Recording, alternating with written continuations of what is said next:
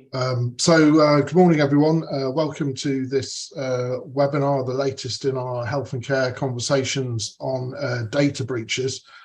Delighted to be joined this morning by Helen Tringham, a partner specialising in data protection and information governance, and also by Claire Williams, a principal associate specialising in information governance and data protection. I'm Stuart Craig. I'm an employment lawyer, so I hope to give you kind of a spectrum of views in relation to data breaches.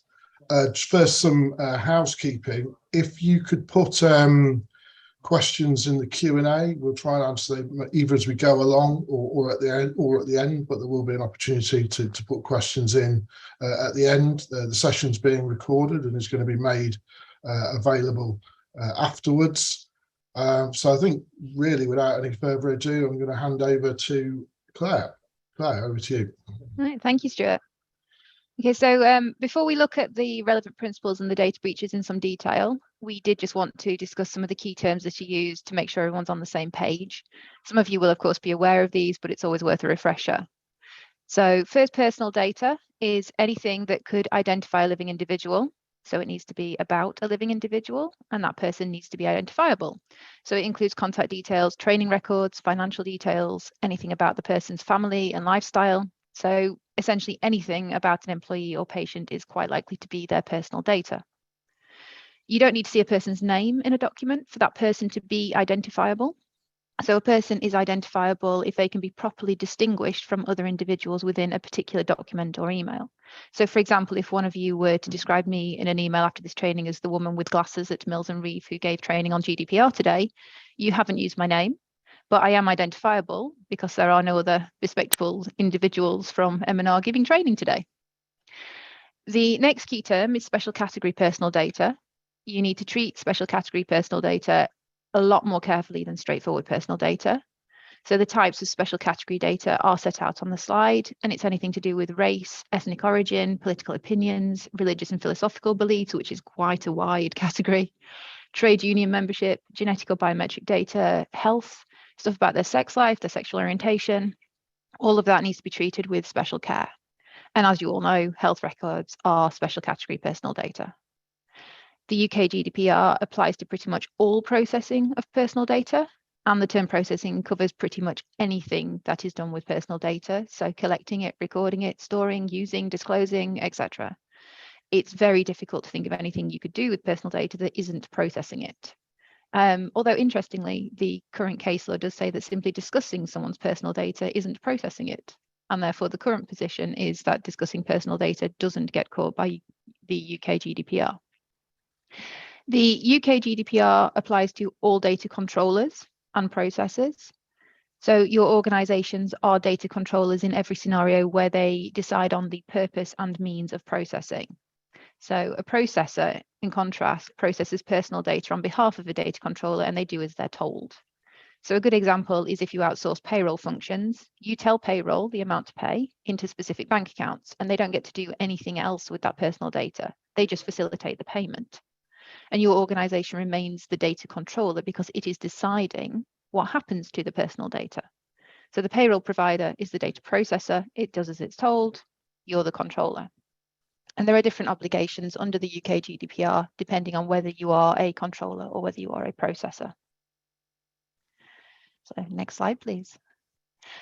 The UK GDPR sets out a number of principles with which data controllers must comply when processing personal data. And these principles form the core of the obligations of a data controller and usually form the basis of any claim by an employee or a patient that a data controller hasn't complied with statutory duties. The principles are set out on the slide, and you will be delighted to know we're only interested in two today, and they are the two at the end in bold. So namely the sixth principle, which is known as integrity and confidentiality. This says that personal data must be processed in a manner that ensures its appropriate security. This includes protection against unauthorized or unlawful processing and against accidental loss, destruction, or damage. In this regard, data controllers and processors need to use appropriate technical and organizational security measures to protect it. So for example, you need to think about what security you have on work phones and laptops to protect the data from being accessed. How often do you review who has access to the employee or customer records? And do the same people have access to employee records as have access to grievances? And should they? So given that today is about data breaches, we're going to look at the principle in a bit more detail. And then the final principle is accountability. People often call it the seventh principle, even though it's not officially labelled that way. The data controller is responsible for and must be able to demonstrate compliance with all the other data protection principles. So you may have to evidence that you adhere to the GDPR if there was ever an audit or an investigation by the ICO. And in all cases, you are only as strong as your weakest link. So it's this reason that all employees must have training on data protection. You have to be able to demonstrate your employees know what the GDPR is and how to comply with it. And so that's why you should have a data protection policy and why it's a term of employment contracts that employees are going to comply with the data protection regimes. Looking at security in more detail, the GDPR imposes additional requirements on data controllers with regard to security of their data systems. Your organizations will clearly be holding a lot of personal data, including sensitive personal data or special categories of data. And it's obviously really important to ensure that personal information is kept secure. So the GDPR requires that personal data is processed in a manner that ensures the appropriate security of that data, which includes protection against unauthorized or unlawful processing, accidental loss, destruction, or damage, as I mentioned. You need to have regard to the state of the art to implement appropriate measures to keep it protected. So you can't just implement something and then leave it there. You have to keep on top of it. Essentially, if you don't have suitable IT security around emails in relation to laptops, etc., you're at risk of having a data breach. The accountability requirement, so that bit about having to demonstrate compliance, means it's even more important to be aware of your security procedures and make sure there is sufficient security to prevent a breach. You need to consider who's responsible for ensuring information security. Do you have policies and procedures which are up to date and correct? And are your staff actually aware of them? So, for example, do you check and do your staff do it themselves? Do you make sure passwords are changed regularly in accordance with policies? And also, you need to consider how you respond to any breach of security. It has to be done swiftly and effectively, and we will talk about that later. The GDPR encourages various things for protection. One is the pseudonymization and encryption of personal data. Pseudonymization means replacing any information which makes an individual identifiable with a pseudonym or a code, which doesn't allow that individual to be identified. Someone within the organization will have the key to the code, so you could link the data back to the person if necessary. But that using pseudonymization means that if there is a data breach, it's a lot less likely that harm will be caused because people won't be able to work out who the individuals are, at least a hacker or a third party won't be able to. And the GDPR also encourages taking steps to ensure ongoing confidentiality, integrity, and availability and resilience of processing systems and services. Your IT function has a big part to play here. And it's things like ensuring appropriate IT access rights are in place, so that access to sensitive documents and special category personal data is restricted to appropriate personnel. And things like employee grievance files are not available to pretty much anyone, or even all of HR. Additionally, email restrictions can be set up to manage the risk of documents being sent out inappropriately.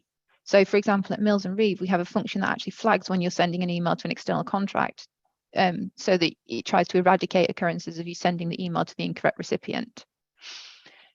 In terms of organizational measures, this covers things like staff training on data security and having suitable management oversight, and also ensuring a regular review of and updates to data protection policies and risk registers. As I say, you can't sit on your laurels, you have to keep it up to date.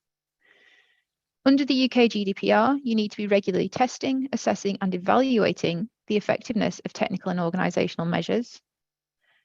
And in terms of practical steps, what can you do? Well, you can review who in your organization has access to employment and patient records. You can determine whether it's necessary for them to have the access. And if they've got the access and they don't really need it, you need to take it away from them. You need to look at your practice within your HR departments when they're sending confidential information to each other. So do you send it in an email, which isn't actually that secure? Or do you send a link to a password protected document that is also access limited? You need to consider whether pseudonymization and encryption would be sensible and how you would implement that to make it clear the ICO, the UK GDPR and all the guidance do seem very, very keen on pseudonymization. You need to plan staff training updates to emphasize the importance of data protection within the organization. You can have all the policies in the world you want, but if it's not something that's driven as part of culture, it won't work. And you can ensure any contracts that your department is responsible for, where personal data is going to be transferred to another organization, are GDPR compliant. So it may be worth having a standard contract addendum that can be used to ensure it's GDPR compliant. But again, contractual compliance has to be kept up to date because there are changes that come in. So that's the security you're supposed to have in place and things you're supposed to think about. Now, on security breaches, you need to recognize what one is so your organization can be in the best possible position to respond. So a security breach is a breach of security that leads to accidental or unlawful destruction, loss, alteration, unauthorized disclosure of, or access to personal data. So picking that apart, there must be a breach of security. So it could be someone accessing your offices who shouldn't have, someone hacking into your computers, someone stealing your laptops and phones. Next, it can either be accidental or unlawful. So it could be with malicious intent, or it could be an innocent employee mistake. And the personal data must be destroyed, lost, altered, or seen by someone who shouldn't have seen it. So security breaches range from missending an email to the wrong person, accidentally shredding an employee's HR file, full-on cyber attack. There's a lot of options. So the GDPR brings in mandatory reporting for certain breaches. So you must notify the ICO of a breach within 72 hours where it results in a risk to rights and freedoms of individuals. And that means normal hours, not working hours. And whether there is a risk to rights and freedoms depends on the personal data that's been compromised. So if it's employees' full names, addresses, and dates of birth, disclosure to the wrong person could result in a risk to rights and freedoms of individuals and would need to be reported. But if it's an encrypted laptop that's been stolen, you may be able to satisfy yourself that the data can't be accessed from it, so there's no real risk there. It's not a job, however, for each of you to determine whether it needs to be reported or not. Your job is mostly to flag the breach to a designated person internally so they can determine if it must be reported. And you must also inform data subjects, so that would be patients or employees, if there is a high risk to them. The point of notification is so they can take steps to protect themselves. So one of the considerations is what could they do and what can you flag to them to do for themselves. Next slide, please. So if a breach does occur, organizations should have a data breach response plan in place. You should all have one. And in advance of a breach, there are things that you can do anyway. So you can assemble a security breach team. You need to have one in place. So you need to know who's going to need to input if there is a breach that occurs. So it's things like HR, PR or communications, IT, security, both IT and physical security, and your legal and compliance officers. The breach team needs to be trained in advance to understand their role, because dealing with a breach quickly limits the damage that it causes.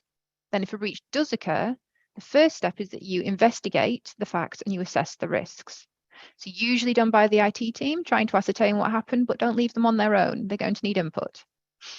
So to assess risk, you need to know quickly what data is involved. How sensitive is it? Are there any protections in place, such as encryption? Do you know what's happened to the data? How many individuals are affected and who are they? What harm could come to them as a result of this breach? And are there any third parties who could assist you? Do you need to notify the police or the bank? Could your insurer help? Clearly, it depends on what caused the breach and what personal data is involved.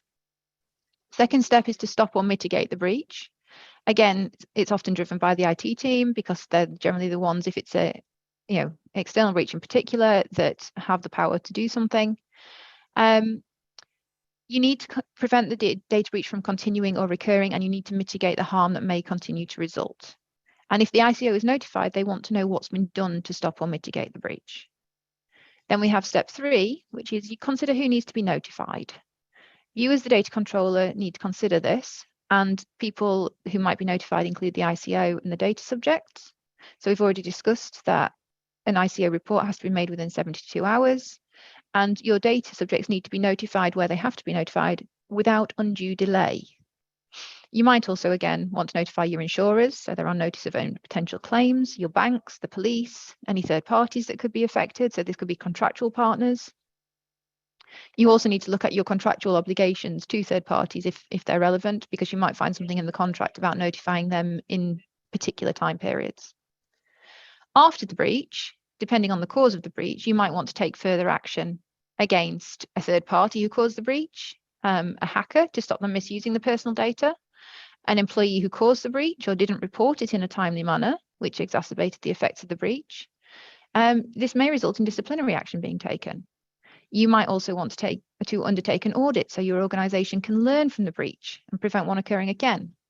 And from a reputational point of view, data breaches can be very high profile and cause quite a stir in the media. So there are things that you can do to minimise a security breach. You ensure your systems have the adequate security we mentioned. You ensure your staff are trained so they know what a security breach is. It should be a disciplinary manner if they fail to notify you of a breach. So this is really important. You only have the 72 hours to notify. And if a security breach does occur, you've got to respond quickly. And the reason that you have to is to minimise the damage to personal data, to stop the data spreading further, and to protect your reputation as far as humanly possible. So you need to look at your contracts with third parties, make sure they have an obligation to notify you if there's been a breach, and you need to make sure everybody is aware of and plays their part in responding to a data breach. So now I'm going to hand over to Helen, who will be talking about the various key themes that we want to raise with you today. Thank you. Thanks very much, Claire. So I'm going to talk about 3 key themes that we're seeing in relation to data breaches from our health clients. So the first key theme is in relation to employees who have left the organisation and have taken documents with them. They're then seeking to use those documents in employment tribunal claims. What we're seeing is that the former employee has left on bad terms and they then issue a claim. Then at various parts in the proceedings, they start referring to documents that contain patient or employee personal data that they clearly still have in their possession. The short point is that they should not have anything in their possession that contains patient personal data or employee personal data at the point at which they cease to be an employee. For example, we've seen a former employee use patient records to demonstrate that they were good at their job and therefore the dismissal was unfair. They revealed that they had the documents at the disclosure stage of the tribunal claim. We've seen a former employee refer to boxes of documents they have to support their claim, and they referred to that in correspondence. The boxes of documents turn out to be a significant amount of patient and employee personal data. We've also seen a former employee relying on a grievance investigation report to support their claim. However, the grievance investigation was quite detailed and contained patient personal data, including screenshots of patient records. Whilst it may have been okay to give the report to the employee whilst they were an employee, they shouldn't have anything in their possession that refers to patient personal data after they cease to be an employee. Whilst it's often clear why the employee wants to rely on the documents, for example, they say that the documents support that they're good at their job or they show that they gave thorough care to the patients, fundamentally, the former employee should not have in their possession any patient personal data after they cease to be an employee. As Claire mentioned earlier, this is particularly concerning as patient personal data is special category personal data. So the risk to the organisation is greater when the former employee tries to use patient personal data in employment tribunal proceedings. They should also not have in their possession anything to do with any other employee of the organisation. And there are plenty of solicitors that are popping up and actively pursuing these types of claims on behalf of patients and employees. So it's really important that you take steps to prevent departing employees from taking patient and employee personal data with them. Of course, whilst we're seeing this come up most frequently in employment tribunal settings, we data protection lawyers get immediately concerned as soon as we hear any noises from former employees about threatening their former employer based on documents they still have in their possession. In addition to patient and employee personal data, we often see that customer lists and other documents being taken. The important points to take from this first key theme are, first, to recognise that this is a data breach. The employee has in their possession documents that they should no longer have access to. This means that it may have to be reported to the Information Commissioner's Office. That's the ICO who regulates the data protection regime in the UK. And it's potentially reportable to the patients or other employees, depending on whether there is a risk to them. If this isn't recognised as a data breach, there's a real risk in delaying any report to the ICO and to the data subjects, which increases the risk of any sanction or criticism from the ICO. Secondly, make sure your employment contracts or policies state clearly that employees should not take any personal data away from the organisation. Better still, get them to sign a document on their departure, confirm that they don't have any patient or employee personal data in their possession. Then, if they do, and the patients or employees try to take legal action against your organisation, you have good evidence that you took reasonable steps to prevent them from taking that employee or patient personal data. And finally, make sure when conducting any investigations, any patient personal data is anonymised in the final copy of the report that's given to the employee.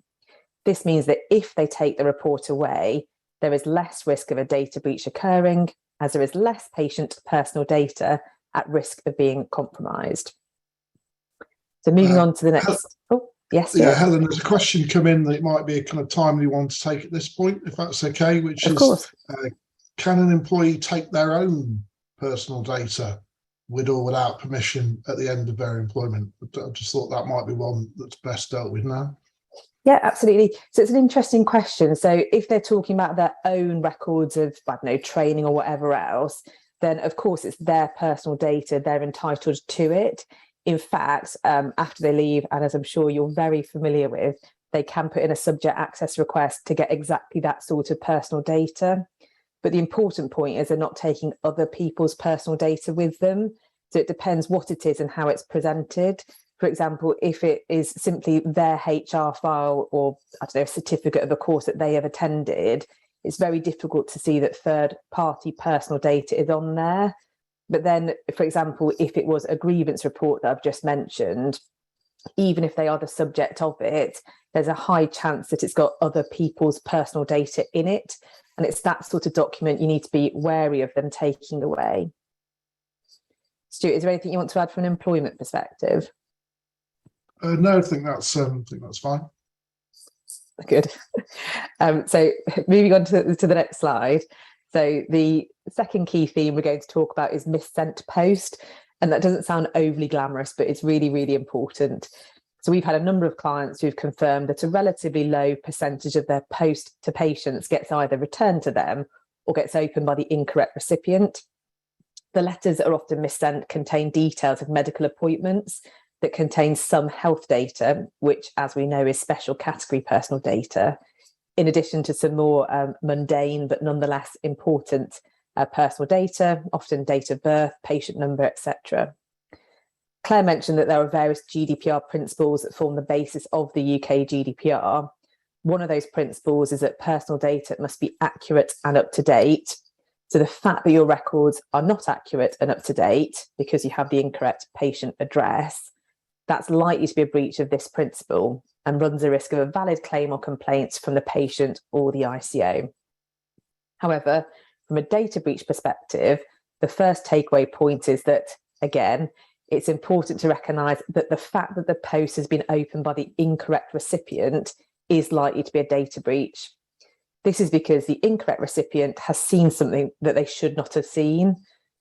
Clearly, the more sensitive the data, the greater the risk of a valid claim from the patient. You'll therefore need to consider the extent to which it needs to be reported to the ICO and the affected patient. There are a number of steps that can be taken to protect your organisation from this type of breach, and that includes ensuring that your patient records are up to date. This should minimise the risk of the personal data being sent to the wrong person. Next, consider if the appointment details can be sent in a more secure way, for example, by email and password protected. And finally, consider minimising the amount of special category personal data in the letter to reduce the risk of a valid claim or complaint. So moving on to the next key themes, this is the third and final one. It isn't technically a data breach, but it's something that we're seeing very frequently with our health clients. So we wanted to raise it with you today. So what's happening is that an organisation like yours is instructing a third party to carry out some sort of investigation, usually into an internal grievance. The external third party investigator interviews all of the relevant parties, for example, the complainant, the witnesses, and other relevant employees. And in doing so, is collecting all of their personal data. The investigator writes up the report, and by its very nature, the report and the witness evidence collected is quite sensitive. So the first problem we're seeing is that the investigators often rely on the participants' consent to process their personal data as part of the investigation. The problem with relying on their consent is that under the UK GDPR, to be GDPR compliant, consent must be capable of being withdrawn at any point in time. So from a practical perspective, this means the investigator may gather all of this wonderful evidence from the witnesses. However, if the witnesses withdraw their consent for the investigator to rely on the evidence, all of the witnesses' personal data, i.e. whatever they've said about the grievance that's been investigated, will have to be removed from the report. Clearly, that's not very helpful. The second problem we're seeing with the investigations is that the organisation often wants to use the data that's been collected from the witnesses in the investigation for a different purpose. For example, disciplinary proceedings against another person named in the investigation report. Organisations often don't want to trouble the witnesses to provide a second statement, or they think it's unlikely the witnesses will be prepared to be interviewed again because the matter is so sensitive and contentious, and it was hard enough to get the witnesses to provide evidence in the first place. If the investigation has not been set up properly from a data protection perspective, there's a real risk that it will breach the witnesses' data protection rights to pass their personal data from the third-party investigator to the organisation, even though it was the organisation that instructed the investigator in the first place. It's also worth flagging that depending on how the relationship with the investigator has been set up, if the investigator is a data controller, they may have to respond to any subject access requests they receive from your employees, and your organisation will have no say or control in how they respond to it, which clearly can be really worrying if they simply hand over everything to the person who's made the subject access request, which is usually the person who's the subject of the grievance. So the takeaway points in this are, if you're going to use a third-party investigator, ensure that a contract is in place with them that makes clear each party's responsibilities under the UK GDPR, and also deals with sharing personal data between the third-party investigator and the organisation. Secondly, ensure the investigator considers carefully the lawful basis they're going to rely on to complete the report. Do they really need to rely on the participants' consent for the purpose of the investigation? And finally, make sure the privacy notice that the investigator gives to the witnesses makes really clear how their personal data will be used. For example, that it may be passed to the organisation to be used for some other purpose. If set up correctly, you may then be able to use the personal data from the witnesses for other purposes. So over to you, Stuart. Thanks, Helen. A few more questions that have come out of the key themes that might be worth taking at this point. Is that okay? Yeah, absolutely. So one is this point about it's a follow-on from the individual taking their own personal data as at the point their employment ends. And so the question is, well, if the information that the individual takes at the end of their employment is a disciplinary investigation report that's been provided to that individual as a final report, is that not their version and their data? So that's that question. Yeah, so as I mentioned earlier, the investigation report will contain that employee's personal data. And if they're the subject matter of it, then it's likely that they're entitled to have a copy of it. Where the risk of a data breach occurs is how much data has been put in with regard to other employees. So, for example, if you were to name all of the other employees and give the subject of the grievance an unredacted copy that had all of their names in, and they then go and lose that report or misuse it in some way, that's likely to be a data breach. And you also need to consider whether or not it was right to give that volume of personal data to that individual. So one of the key takeaway points was that when preparing those investigation reports, think carefully about the level of personal data that you've got in there with regard to third parties to minimise the risk of the employee who's the subject of the grievance taking that away and misusing it. So I understand entirely why they get a copy of the report, but it's about minimising it and making sure that they're taking away a limited amount of data.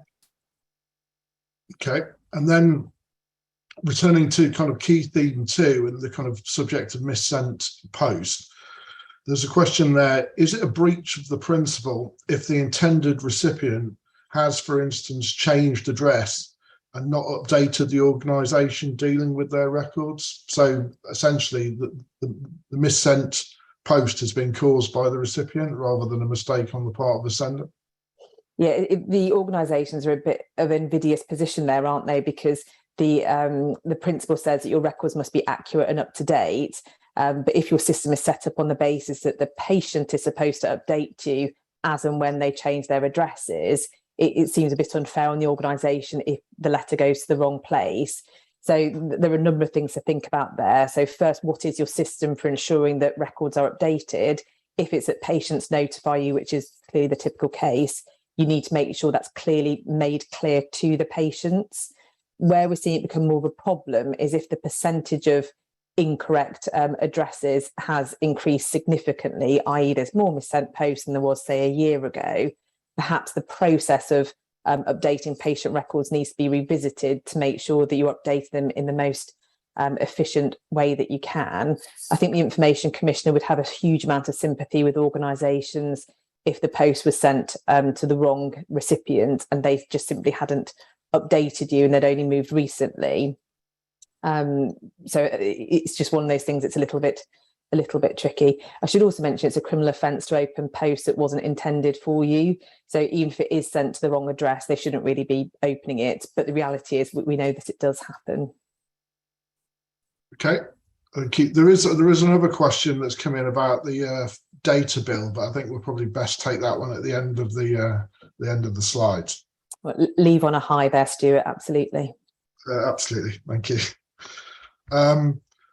Right, so moving away from the key themes, I'm going to look at a couple of kind of key cases involving employees and data breaches to highlight what happens in practice, as if it needed highlighting the potential issues and consequences for employers and also for the individual employees themselves.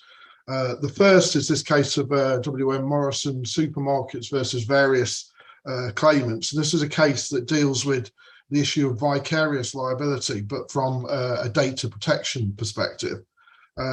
As you may know, vicarious liability is a legal doctrine which makes clear when an employer can be legally liable for wrongful acts committed by their employee. What the doctrine essentially says is that there has to be a sufficient connection between the employment and the wrongful act. So first of all, a summary of the facts. So Mr. Andrew Skelton was a senior auditor in the internal audit team at Morrison's. In July 2013, he was given a verbal warning for misconduct and he was subjected to disciplinary procedures, which he didn't like very much. And because of that, he developed a grudge against Morrison's.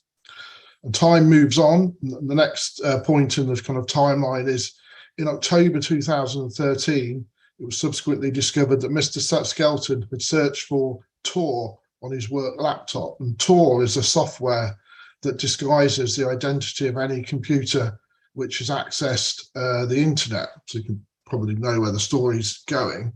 And then in November 2013, the annual Morrison's external audit was being done by KPMG. KPMG needed payroll information from Morrison's for the audit. And the head of the internal auditing team at Morrison's delegated the collating and the transmitting of that data to Mr. Skelton, and not least because he'd done the task the previous year. And what that meant was that Mr. Skelton was given access to the payroll data of around 126,000 employees. So that included their name, address, gender, date of birth, phone number, national insurance number, bank sort code, bank account, and their salary. After he was given access to all of that payroll data, he obtained a pay-as-you-go phone, which couldn't be traced back to him. He also copied the data from his work laptop to a USB stick, And also during that time, he actually did what he was meant to do, which was to transmit the data to KPMG for the purposes of the audit. And then, in an attempt to frame a fellow employee, he used that employee's name and date of birth to create a false email address. And that email account was linked to the pay-as-you-go phone that Mr. Skelton had purchased. And then in January 2014, Mr. Skelton uploaded the employee data of 98,998 individuals to a file sharing website. Then, on the day that Morrison's was due to announce its financial results, he sent CDs containing the employee data to 3 UK newspapers anonymously. None of those newspapers published the data, but one of the newspapers informed Morrison's. So Morrison's then took steps to ensure the data was removed from the internet. They started an internal investigation and called the police. Morrison's also informed all of its employees and took measures to protect their identities. Ultimately, Mr. Skelton was arrested a few days later and he was subsequently sentenced to 8 years in prison. But this case, the case I'm talking about, this case stemmed from the employees of Morrison's bringing a claim against Morrison's on the basis that Mr. Skelton was a Morrison's employee and Morrison's were liable for his actions. And the claims that were pursued against Morrison's were claims for misuse of private information and breach of confidence. So the case proceeded to the High Court initially, and the High Court held that Morrison's were vicariously liable for the actions of Mr. Skelton. And the rationale for that was that Morrison's had provided Mr. Skelton with the data, and he'd been given that data in order for him to carry out the task which had been assigned to him as an employee. So that was the High Court's decision, which it's fair to say rang alarm bells for data controllers up and down the country, because had that remained the position in law, it would have meant that employers were liable for all of the actions of their employees when it comes to data protection, no matter how rogue the employee was or had become. So not surprisingly, Morrison's appealed that decision to the Court of Appeal, but the Court of Appeal also dismissed Morrison's appeal. So the case then went all the way up to the Supreme Court. And I think to the relief of many organisations, the Supreme Court said that Morrison's were not vicariously liable for Mr. Skelton's conduct.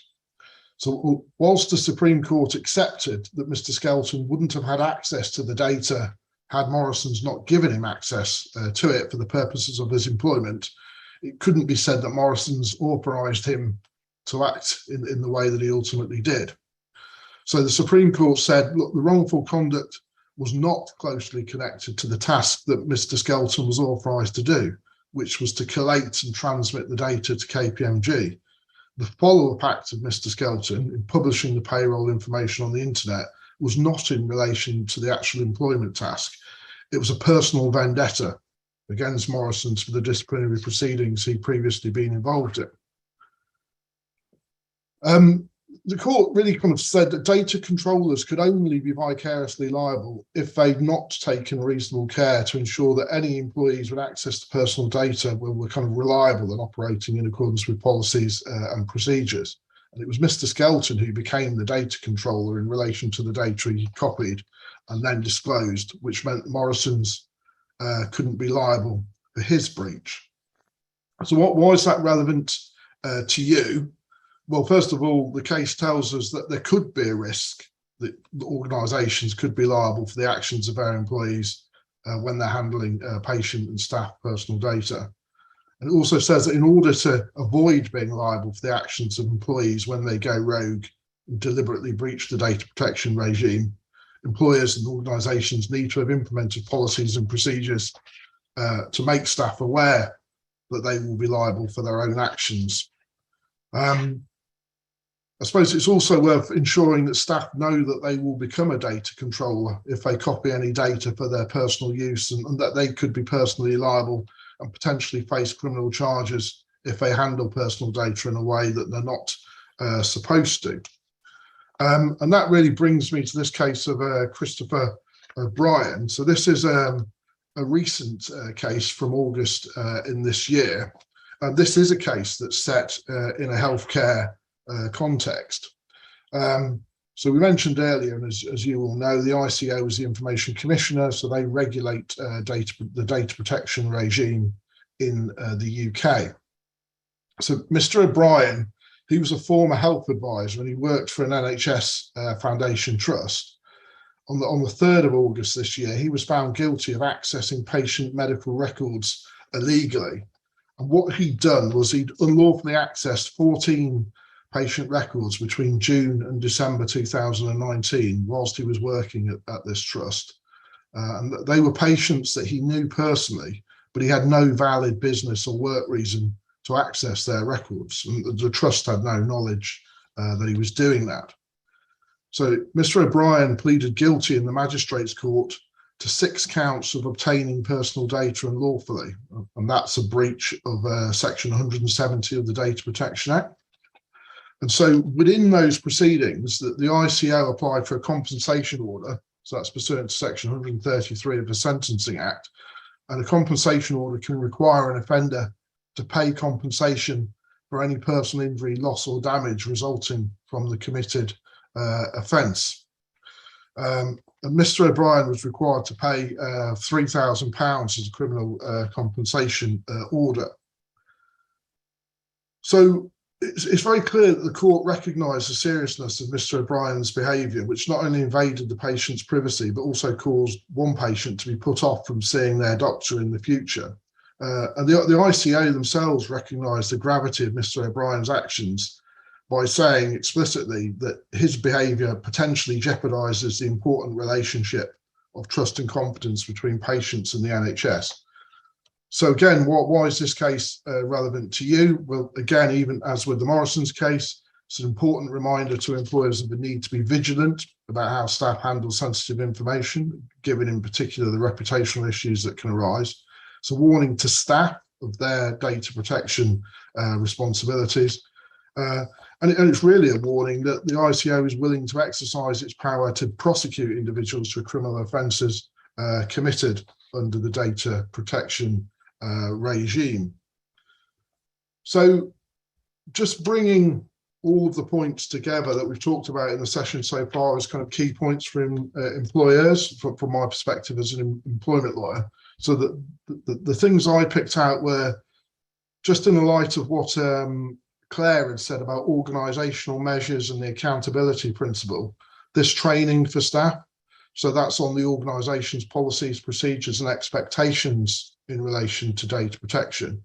But also just going back to what I said about Mr. O'Brien and Mr. Skelton, in fact, on an individual's own obligations under the data protection regime. So training, a key point. As always, policies and procedures, kind of having a good infrastructure around that is critical.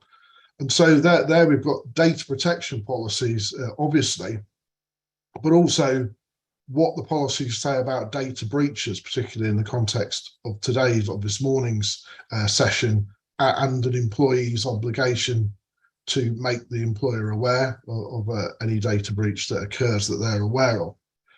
Disciplinary policies obviously need to reflect the consequences for breaching data protection obligations and also a failure to notify of a data breach. Contracts of employment need to be properly drafted to record the employee's obligations in respect of data protection, but also to provide for the return of property and the return of any other personal or sensitive or patient data that the employee may have acquired during the course of their employment, because the organisation will have a contractual ability then to recover that information from the employee. It's a similar point there in relation to settlement agreements.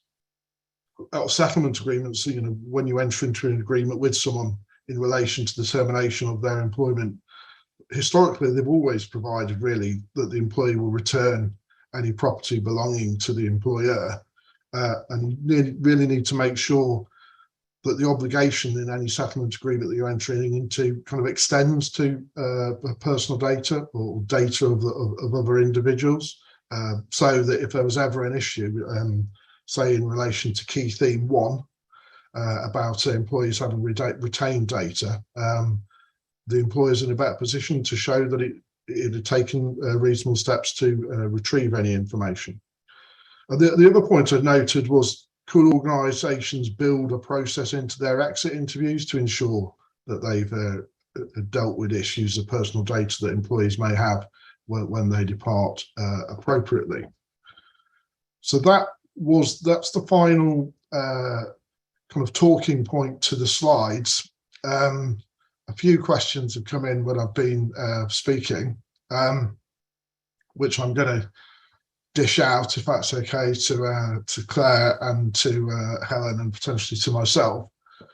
The first question was the one I flagged, Helen, around the data bill. The question is, I saw Mills and Reeve's recent and helpful blog about the new data bill, re many potential changes to the UK GDPR. Without second guessing HM government's mindset, and who could do that at the moment, what do we know about the likely lie of the land as it's now being paused? So what's your crystal ball say about that?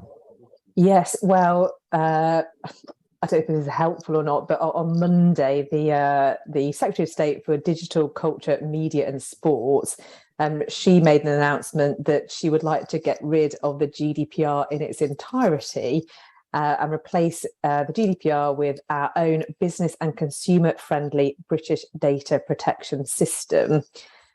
She says that she can promise that it will be simpler, clearer for businesses to navigate, and no longer will our businesses be shackled by lots of unnecessary red tape. So for those that aren't following it closely, there was a data protection bill that had been proposed. It was going through Parliament. But it looks now, as of Monday, that the data protection bill might be torn up and going back to the drawing board. So to answer your question, it is extremely difficult to understand what's going to happen going forward. But in any event, it looks like there will be some substantial changes to the GDPR as we know it, either through the data protection bill or possibly an entirely new regime. How exciting.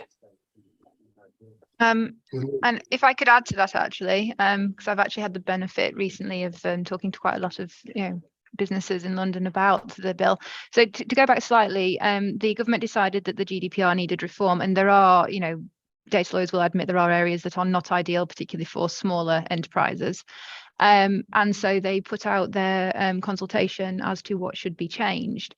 And the interesting thing the government found as part of that exercise was there was a lot of pushback actually against changing the GDPR. They don't, a lot of big businesses are like, what do you mean? We've just put all this effort in, we've got everything up to speed, we've got our DPOs in, we've got our policies in, and you want to change everything? No, don't do that.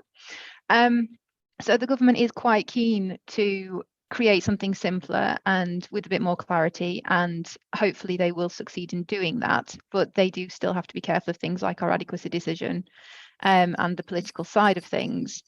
So I think that it will change, but the changes, I think a lot of changes you'll be able to map from the current regime to the new regime. There may be some simplification, but it's not going to be a complete and utter wholesale change, bearing in mind a lot of our international businesses still have to comply with the EU GDPR anyway, and they don't want to be complying with two very different regimes.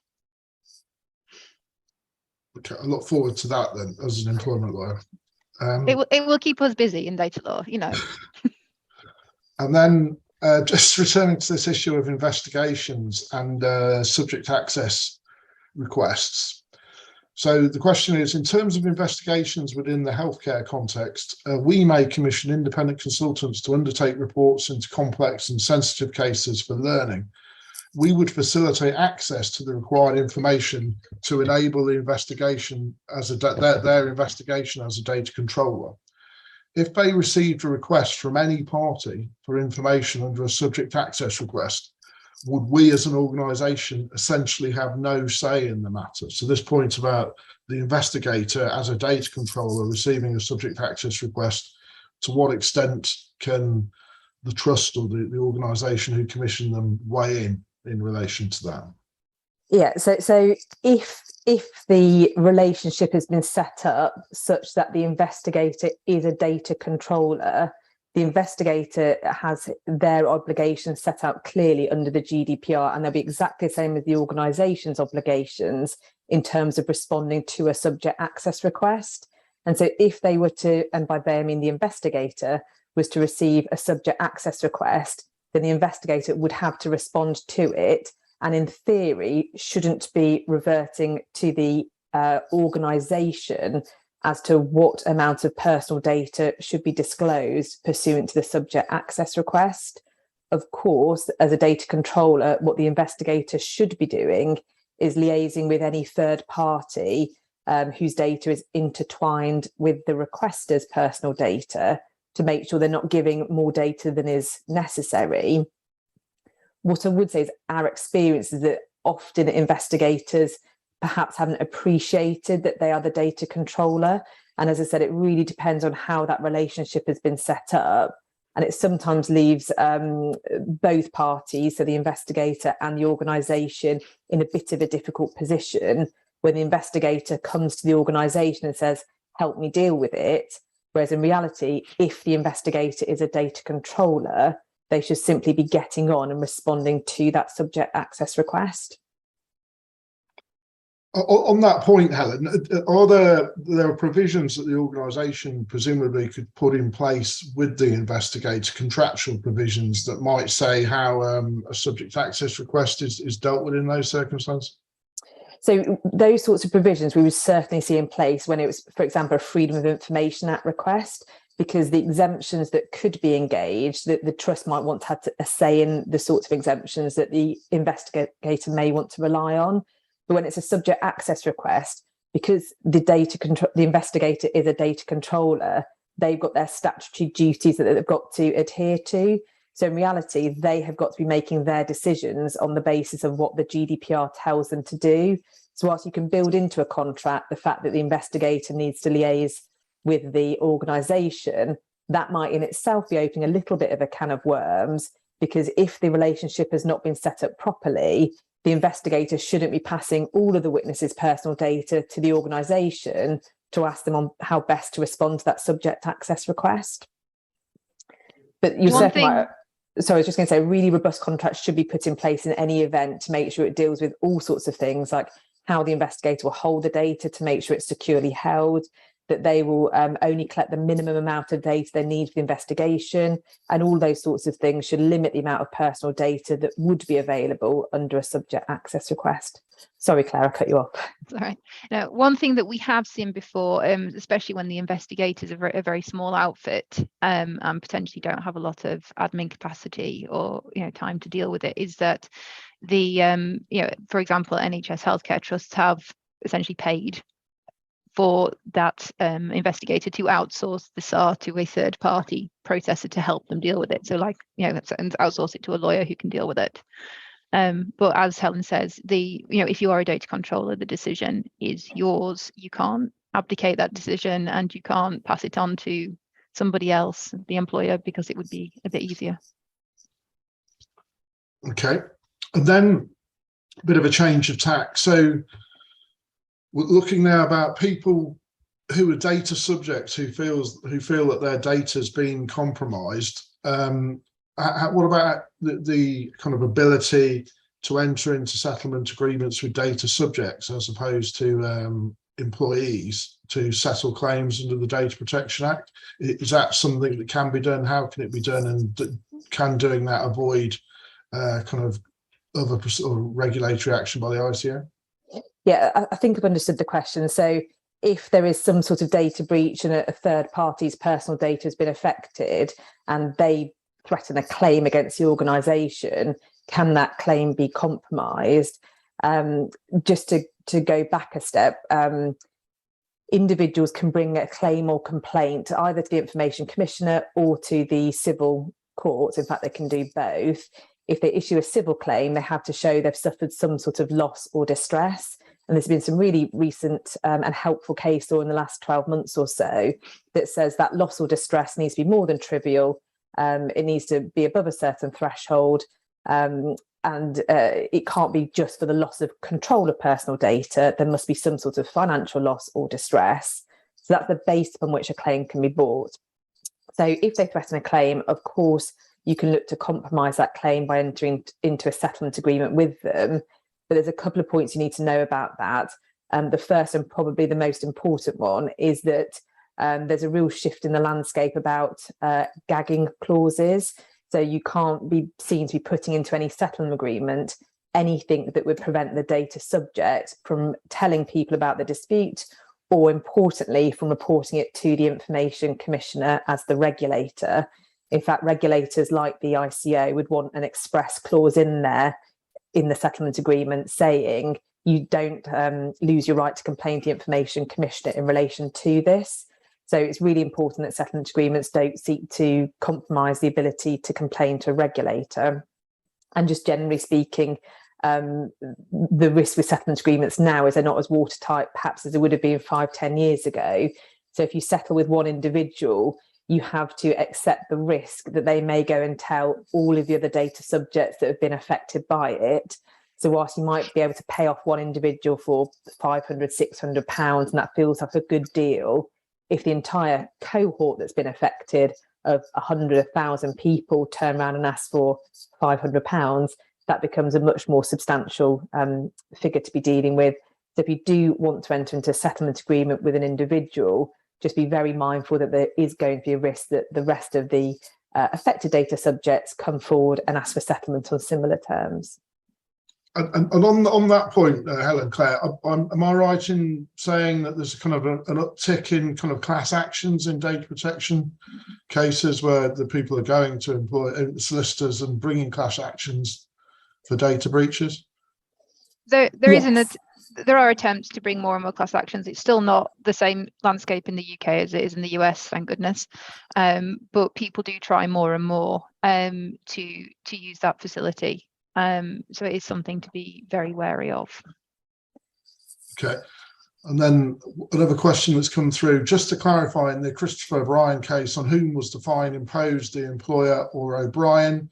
So that's easily done, which is O'Brien, personally. And then there's a comment come through, which I'll just read out, which might be interesting for delegates. Interestingly, ISO 27001 is progressing to build in compliance with GDPR in its 2022 variant to ensure that there's more of an audit program against the requirements. So worth noting. I think that is the last of the questions. Thank you very much for those questions. I think that's really kind of helpful and insightful. Thank you also for attending. Thank you, Helen. Thank you, Claire. Look out for more of our health sector conversations, and have a good day.